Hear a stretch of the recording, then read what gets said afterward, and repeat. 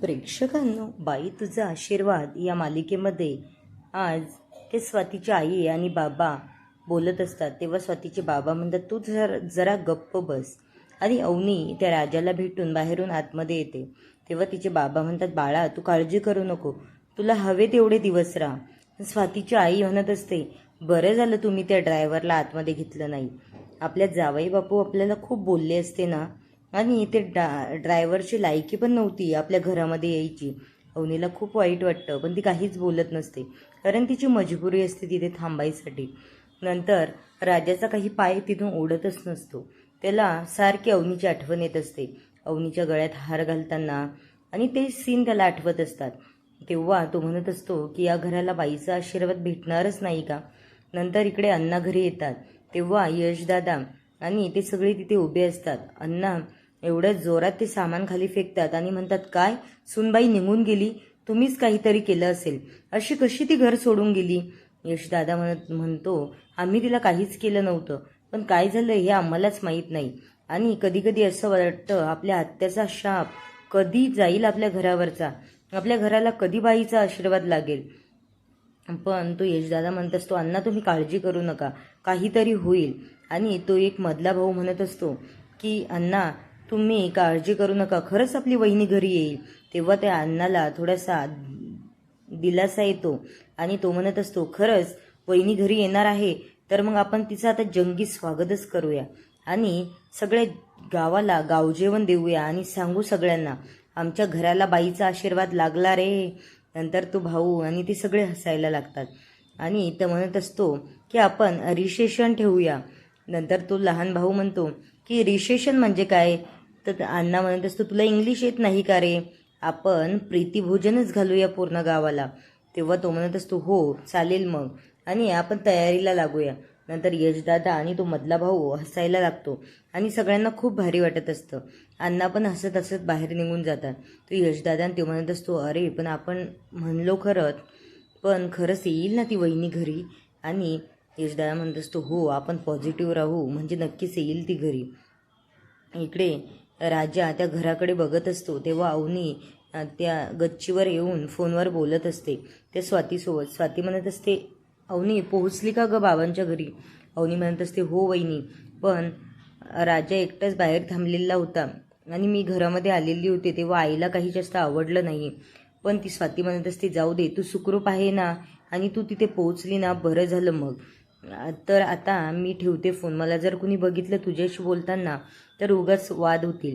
हा स्वातीचा नवरा महेश तिथे मागे आलेला असतो आणि तो डॉक्टरांसोबत बोलत असतो बाबांच्या तब्येतीबद्दल.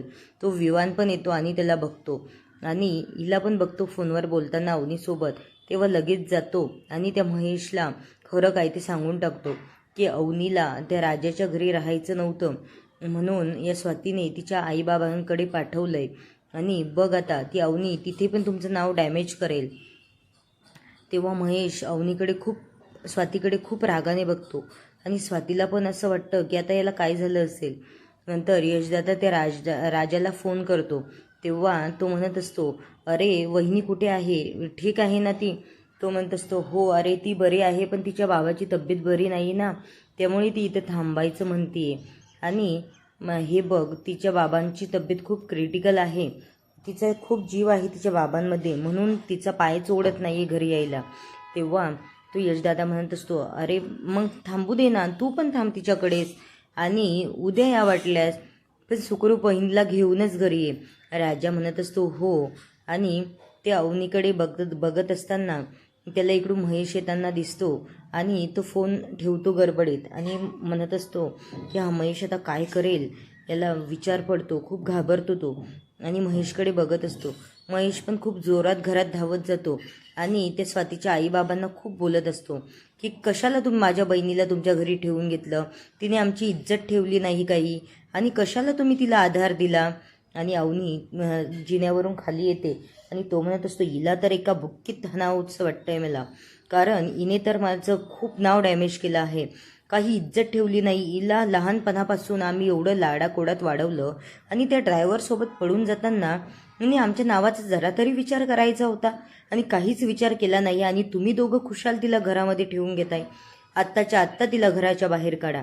खूप रागात असतो महेश. आणि खरंच एखाद्या भावाला एवढं वाईट वाटणं साहजिकच आहे. अवनीनेही यांचा विचार करायला हवा होता. जरी ते खोटं होतं तर यांना विश्वासात घेऊन सांगायला हवं होतं. हे तिचं एक चुकलंच. आणि ती पण रडत असते आणि तो पण रडवेला चेहरा करून तिच्याकडे बघत असतो. हिने आमची तर इज्जत ठेवली नाही आणि आता काय बोलतीस ग तू? तुला इतकीच घराण्याची अब्रूची लाज असती तर तू असं केलंच नसतंस. आणि तू तर आता गप्पच बस. आता काहीच बोलू नको आणि घराच्या बाहेर ने. आणि नाहीच गेलीस तर मी हाताला धरून बाहेर काढेल.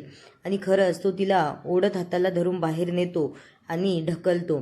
तेव्हा राजा तिला सावरतो आणि ते दोघं एकमेकांकडे बघत असतात. तेव्हा ती परत येते आणि म्हणते, हा ड्रायव्हरची लायकी तरी होती का आपल्या घरच्या जावाई व्हायची? आणि तू काय आता जा ना त्याच्या घरात. कसं आहे घर तर तिथे आता राहवलं नाही तुला म्हणून माझ्या सासऱ्यांच्या घरी येऊन बसली. खूप बोल लावतो तिला खूप वाईट वाटत असतं. पण ती म्हणत असते, अरे दादा हे सगळं खोटं होतं. मला ते विवांशी लग्न करायचं नव्हतं. तुम्ही सगळेजण ऐकत नव्हतात. ती एवढं सगळं जीव तोडून बोलत असते पण तो काही तिचं ऐकूनच घेत नसतो. ती म्हणत असते, अरे पण मी बाबांना भेटण्यासाठी आले होते. मला बाबांना भेटायची खूप इच्छा आहे आणि मी भेटणारच. महेश म्हणत असतो, तू बाबांना भेटायची हिंमत तर कर, मग दाखवतो तुला. आणि अजिबात हॉस्पिटलमध्ये यायचं नाही. उगाच त्यांना त्रास द्यायचा नाही. तुझ्यामुळेच त्यांना जो मनस्ताप झालेला आहे तो काही कमी नाहीये. आता यानंतर त्यांना भेटायचा विचारच करू नको. आणि तिचे बाबा त्याला जाऊन काय बोललेले त्याला ते आठवतं. पोलीस स्टेशनमध्ये गेलेले असताना त्यांनी सांगितलं होतं बाहेर आल्याच्या नंतर, ही मुलगी आमच्यासाठी आजपासून मेलेली आहे आणि तुझं तोंडही त्यांना बघायचं नाहीये आणि आम्हालाही बघायचं नाहीये. पण त्या स्वातीने तुला आधार दिला, तिला आता बघतोच मी. नंतर राजा खूप जोरात त्याच्याकडे जातो आणि म्हणतो, अजिबात असलं तसलं बोलायचं नाही. बायको आहे ती माझी. आणि तो म्हणत असतो, इतकेच तुला घमेंड आहे ना तर जा घरी, निघ लवकर. आणि तो म्हणतो, हो जातोय. तो महेशला थोडी धमकी देतो पण महेश पण त्याच्याकडे खूप रागाने बघत असतो. आता यांच्या घरचा सीन घेतलेला आहे. परत ती नीमा, यशदा आणि ती लहान भावाची होणारी बायको ते हे सगळेजण तिथे बसलेले असतात. आणि रिसेप्शन कसं करायचं, काय करायचं, कसं डेकोरेशन करायचं हे सगळं सुरू असतं. पण तेव्हा ती नीमा म्हणत असते की मला असं वाटतंय राजा दादा अवनी वहिनीला घेऊन तर येईल ना? पण हो येईल ग, बिलकुल असा विचार करू नको, नक्कीच येईल. तर ती लहान भावाची होणारी बायको म्हणत असते. आणि तो लहान भाऊ सगळ्यांना म्हणत असतो, आपण आता गावामध्ये वरातच काढूया. ती लहान भावाची होणारी बायको ती म्हणत असते, हो सांग ना, मला पण माझ्या घरच्यांना सांगता येईल आणि ते पण आपलं लग्न लावून देतील लवकर. आणि ती बोलत असते की आपण असं करूया तसं करूया, खूप छान डेकोरेशन करूया. इकडे नीमा आणि यशदा इथे दरवाजामध्ये बसलेली असतात. ते म्हणत असतात, हो राजादादाने खूप नशीब काढलंय, त्याला अवनी वहिनीसारखी बायको भेटली. आणि आपलं बघ ना, ही काय हसती काय बोलती काय काही पताच नाही हिचा. आणि तो मधला भाऊ ते लहान भावांना खूप मारत असतो. यांच्या मारामाऱ्या सुरूच असतात. नंतर तो यशदादा म्हणत असतो, यांचं तर काही सांगायलाच नको, काही पण करतात कुठे पण. नंतर इकडे अवनीच्या बाबांना थोडं बरं वाटत असतं, त्यांना शुद्ध आलेली असते. तेव्हा अवनी खूप धावत पळत येते आणि महेश पण तिच्या मागे पळत येतो. आणि तो म्हणत असतो की भेटायचं नाही. त्याचा एका माणसाला धक्का लागतो पण अवनी तोपर्यंत तिच्या बाबांकडे जाऊन पोहोचते. राजा पण तिच्या मागे जातो पण राजा दरवाजामध्येच उभा असतो. नंतर तिचे बाबा सटक लावून बघत असतात आणि म्हणतात, कोण आहे या? मी ओळखलं नाही यांना. तेव्हा तिची आई पण म्हणत असते, अगं कशाला आली, जा ना इथून.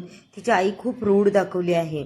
एखादी आई एखाद्या मुलीला किंवा सगळ्यांना समजावून घेते पण ही खूपच विचित्र अशी वागते अवनीसोबत. नंतर अवनी तिच्या बाबांचा हात हातामध्ये घेते आणि म्हणते, बाबा तुम्ही मला ओळखलं नाही, मी तुमची लाडकी अवनी. आणि माझी किती लाड करायचा तुम्ही, तुम्हाला आठवत नाही का आता? तो म्हणत असतो, कोण अवनी, मला नाही माहिती. माझी मुलगी का? हो होती ना मला एक मुलगी, पण ती आता मला सोडून गेली, खूप दूर सोडून गेली आणि आता कधीच येणार नाही ती. तुम्ही कोण आहात मला नाही माहिती. राजाला पण खूप वाईट वाटत असतं की हे असे बोलतायत म्हणून. आणि अवनीचं पण खूप मन दुखावतं. पण तिने यांना एवढं दुखावलंय की त्याच्यापुढे हे काहीच नाहीये. तिने यांचा विचार करायला हवा होता. म्हणजे सगळीच जण सुखी राहिले असते. नंतर तो तिचा फोटो दाखवतो आणि म्हणतो, ही बघा, ही आहे माझी मुलगी आणि खूप छान आहे माझी मुलगी. आपण आता ती मला सोडून गेली ना, आता ती कधीच परत नाही येणार. तिच्या आईकडून फोन घेतो तेव्हा अवनीच्या डोळ्यात पाणी येतं आणि म्हणते, बघा ना बाबा, मीच आहे ना ती. तिचे बाबा तिला मुद्दाम म्हणत असतात, नाही, ही माझी मुलगी आहे, तुम्ही कोण आहात, मी ओळखत नाही तुम्हाला. तेव्हा अवनीच्या डोळ्यातून टचकन पाणी येतं की माझं बाबांना खूप दुखावलंय मी, आता ते कधीच माझ्याशी बोलणार नाही का, हा प्रश्न तिला पडत असतो. ती सांगत असते, बाबा हे सगळं खोटं होतं, पण ते तिचं कोणीच ऐकत नसतं. स्वातीला पण खूप वाईट वाटत असतं आणि राजा पण इकडून बघत असतो, त्याला पण वाईट वाटतं आणि तो म्हणतो, स्वाती फुलं आणले का, बघू दे फुलं, आपण घरी चंदनाचा हार घातलेलाच आहे फोटोला, पण इथे पण फुलं वाहू दे. आणि अवनीला म्हणत असतो, आता फक्त 13व्याचा कार्यक्रम बाकी आहे, 13व्याच्या कार्यक्रमाला गोड जेवणाला या तुम्ही, आमच्या अवनीचा आवडता पदार्थ करणार आहे आणि तो तुम्हालाही चांगल्या पद्धतीने आवडेल असं मला वाटतंय. आणि ही माझी मुलगी होती, खूप दूर निघून गेली ती, आता कधीच येणार नाही ती, आम्ही तर आशा सोडून दिलेली आहे, मला त्रास होतोय, जा तुम्ही इथून. अवनी थोडी बाजूला जाऊन खूप रडते, भिंतीला डोकं ठेवून, आणि तिची आई पण खूप मोठ्याने रडते आणि म्हणते, जा ग तू इथून, जा पटकन. आणि महेश तिला हाताला धरून बाहेर काढतो. ती म्हणत असते, थांब ना दादा, थांब ना प्लीज, मला भेटू दे ना, बोलू दे ना बाबांसोबत, मला खूप काही सांगायचं आहे त्यांना. तिच्या वहिनीला खूप वाईट वाटत असतं पण काहीच करू शकत नाही. आणि इथे पण तिला राजा सावरतो तिच्या अंगावर लोटून दिल्याच्या नंतर. तेव्हा ती आता राजासोबत परत निघून जाते. पुढील भागामध्ये दाखवलेलं आहे की हा अण्णा पूर्ण गावभर माईक घेऊन फिरतोय, आमच्या घराला बाईचा आशीर्वाद लागला रे. नंतर यांना पोलीस स्टेशनमध्ये परत बोलवलेलं आहे आणि अवनी त्या मॅरेज सर्टिफिकेटवर साईन पण करते. यांचा रिसेप्शनचा कार्यक्रम कसा होतो पुढील भागामध्ये बघूया.